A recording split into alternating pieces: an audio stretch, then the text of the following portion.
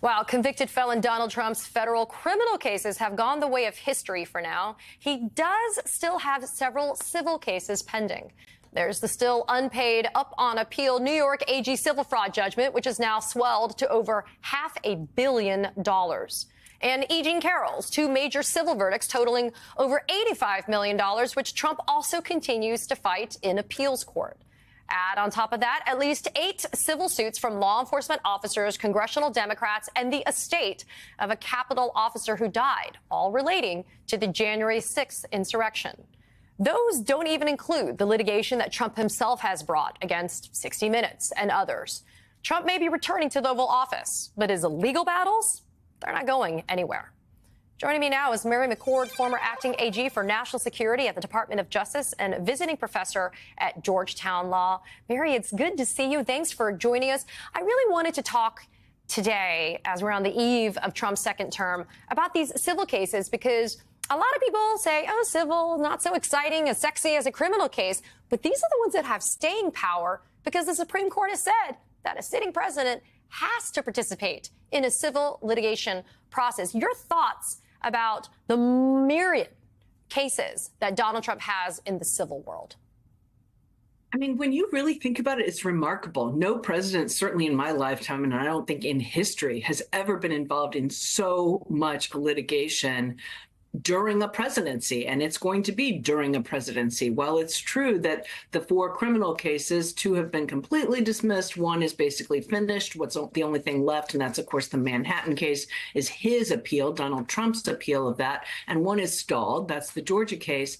But the civil litigation, both cases against him and cases that he has brought or indicated he might bring, including against his own Department of Justice, what will be his own Department of Justice, it's pretty shocking.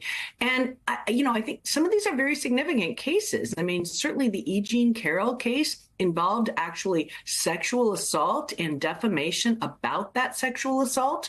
And yet, nevertheless, those verdicts were here well before the election. And so I think sometimes when you do, hear people think, oh, who cares about these civil cases?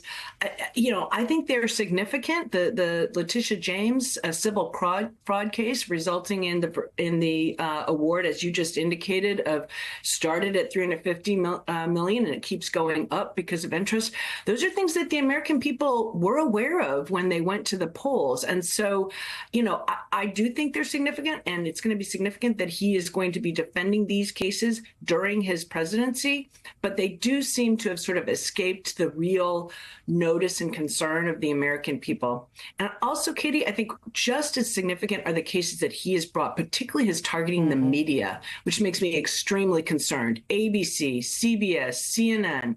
ABC settled a case that I think many of us thought was defensible. I'm reading CBS is considering settling a case that I think we thought was defensible. And Donald Trump has indicated there's potentially more of that to come.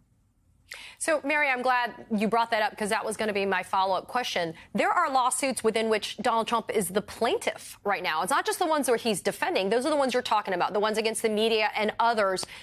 If those cases continue, and the reason why I say if is he can elect as the plaintiff to dismiss them voluntarily. He can say, I don't want to pursue this while I'm back in the Oval Office. But assuming, arguendo, those do proceed, Donald Trump does subject himself to depositions, for example, interrogatories that have to be answered under oath and in writing, and other discovery vehicles within which Donald Trump has to commit himself to answers. But we've seen what happens when Trump testifies. We saw what happened in the E. Jean Carroll civil suit brought by Robbie Kaplan as her lawyer, where he made all of those incredibly gross and egregious admissions on a videotape depo. So, Mary, do you think, though, this is still going to resonate in any way with the American public, or do you think they're a little bit kind of disillusioned with how the judicial system has played out for them? I mean, I think there's a disillusionment, at least among a portion of the population, who has bought into the rhetoric about the criminal cases being a form of weaponization or political misuse of the Department of Justice. I think that's wrong. I think, these are things we've discussed many times. And I will note that civil case that you mentioned that I didn't talk about, the 8 civil cases of police officers from January 6th and members of Congress, that will also, as that proceeds, be be a situation where more and more information about January 6th will still come out, so long as that moves forward. And that is right now in litigation about whether anything that he's being sued for, there was an official act for which he can't be held civilly liable. And that decision should come out this summer. But to your point, to the cases he's brought, yes, if he maintains them, he will subject himself to the ordinary discovery processes. And we've seen what happens when he does a deposition, and it oftentimes doesn't reflect very well on him. But that assumes the cases go forward. As I indicated, ABC settled theirs. I've read, I don't know if this is true, that CBS is considering settling. And so the question is, will some of these media companies, will they settle and, forego that opportunity to depose Donald Trump and get discovery? Or will they continue, to say, hey, we're going to defend ourselves? And that, I think that it's troublesome to me. As believe it or not, I had a journalism degree before I became a lawyer, and I feel very strongly about journalism in America, and I am very worried about its future with some of the pressure that he is putting on media companies, and also media companies like the Washington Post, owned by Jeff Bezos, who it seems by all accounts is really trying to curry favor with the president, the incoming president, at least with respect to the editorial side of that paper. The straight up news reporting side, I think, has been immune from that so far. But it's worrisome to me what we're seeing in terms of this relationship between media companies and the incoming president. Mary, somebody who doesn't bend the knee, I think Jeff Bezos has done so. Somebody who doesn't is you. I want to thank you for always being a patriot, your service, not only for our federal government, but you also continue to serve by testifying during the Senate confirmation hearings dealing with Pam Bondi. You testified about the importance of the non-weaponization of the DOJ. It didn't happen in the Biden administration. It was not going to happen in a Kamala Harris administration, but we know that it's going to happen in a Donald Trump administration. Your thoughts about Pam Bondi as the Attorney General? So it was an interesting day for me because I was there with other witnesses, 3 witnesses who had worked with her for decades in Florida when she was the district attorney and the state attorney general, and they worked with her on, criminal investigations and law enforcement, 1 sheriff, 2 prosecutors. And they really talked about how successful they were in working with her in doing things like shutting down the pill mills. That was, the opioid epidemic, so many pills being illegally prescribed in Florida. And so I will give her credit as a prosecutor for doing that.